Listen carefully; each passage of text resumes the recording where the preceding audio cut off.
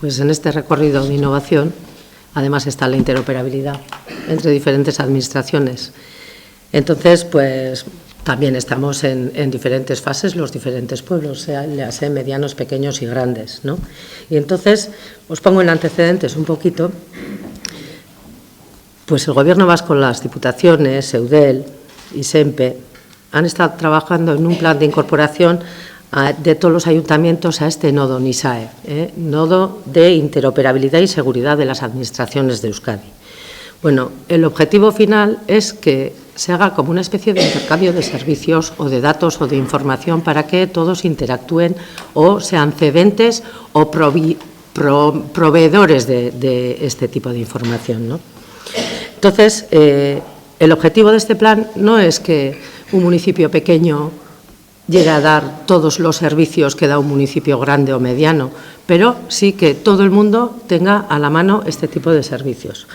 Entonces, en Eudel este año, desde los Lurraldes también hemos estado impulsando, yo, por ejemplo, soy de Guipúzcoa, Ané, que no me he presentado, no a todos, alcaldesa del Elgoibar, estoy en Lurralde de Guipúzcoa. Y vamos en diferentes fases también en los diferentes lurraldes. Entonces, lo que nosotros estamos haciendo junto con la Diputación de Guipúzcoa y con ICFE, a la vez, es pilotar una serie de servicios que los ayuntamientos quieren dar con el resto de las administraciones, ¿sí? Entonces, mediante este nodo de interoperabilidad, lo que intentamos hacer es que para la realización de una serie de trámites haya un intercambio de información que hasta ahora no se está dando porque no funciona esta interoperabilidad. Entonces, yo, si queréis, os explico un poquito cuáles son los servicios que se vayan a dar, ¿no?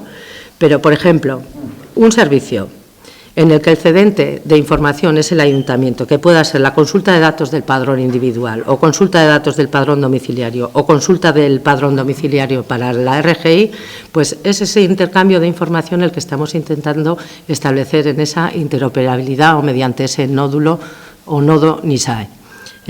Entonces, hay servicios que estamos intentando, porque hemos cogido una serie de servicios que creemos imprescindibles en esos ayuntamientos, que hemos cogido 4 ayuntamientos que están pilotando esto, liderando esto un poquito. Entonces, hemos establecido 11, 12 servicios que tengamos que dar con ese cambio de información, ¿sí?